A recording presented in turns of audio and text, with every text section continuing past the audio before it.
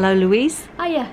Hello, I've taken you aside here at the Festival of Quilts to a very quiet spot because it's so busy downstairs.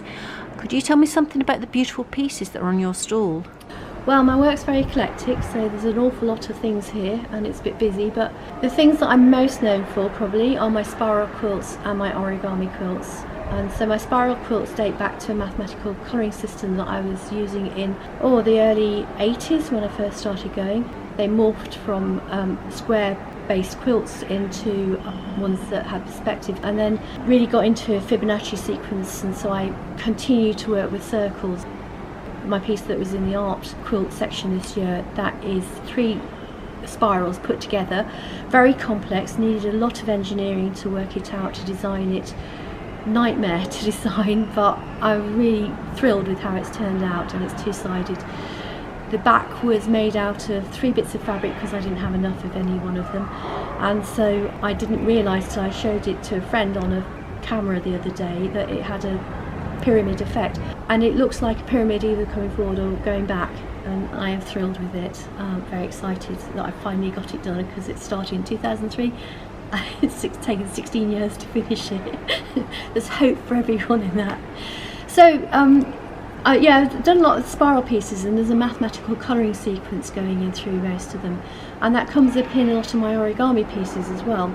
And so if you look at them, you'll see that there are various sequences where colours are following through in different directions, and there's various grids layouts you can do on that. Years ago there was a wind exhibition, I made a quilt for it, and all I could think of was the kiddies' windmills, and I rediscovered an origami book I'd had for my 10th birthday, and I started thinking how I could do it in fabric, and that then set off all of this chain of events to where I'm now at with my origami. I was hunting through fabric boxes and I found a little tiny scrap of fabric. It was actually a satin, and it had stripes of pink, yellow, green and orange in it.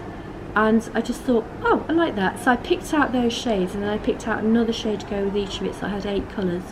And that's what I've been working on in my fabric origami stuff, the stuff that I'm being really consistent now about trying to be systematic about working out all the possibilities I can do.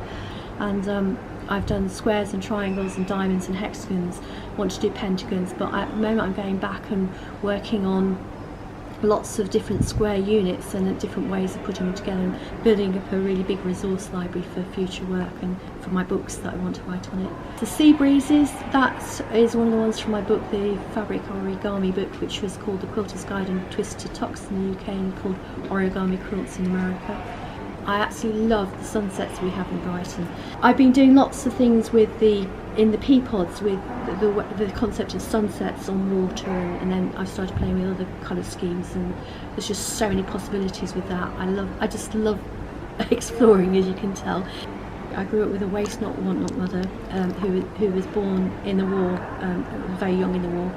And so I've developed a lot of my kits and ideas in order to use up little scraps and to create very tactile surfaces, and then maybe do something a bit more precise on the embroidery. So my flower embroideries are done with very ragged backgrounds, and then the flowers are quite precise and quite realistic on top. And I like that contrast. I like doing things that people aren't expecting. There's a whole load of stuff I haven't got here, which is what I call them multi-views. The ones I work on are based on a zigzag structure, and you can have 2 or 4 images. The image moves as you walk around it. Being inspired by Patrick Hughes and Yakov Agam's work, who are very well-known painters, but trying to do it in my own way. So this is where a lot of crossing boundaries comes in and things like that. And the origami, that's a whole different field. And while there are a lot of people doing very girly, flowery sort of things with origami, I'm very much wanting to stick to doing geometric and playing with shapes and the holes and the tessellations and things like that. So I'm always playing with optical illusions and with metamorphosis as well, where something changes to something else sequentially. Now, I've worked out a technique of using a grid with an interfacing, and then being able to put bonded fabrics onto it to create designs. It's a really good way for designing a quilt if you want you don't waste fabric, and if it works at a small level, then it's going to work at any level you want to make it.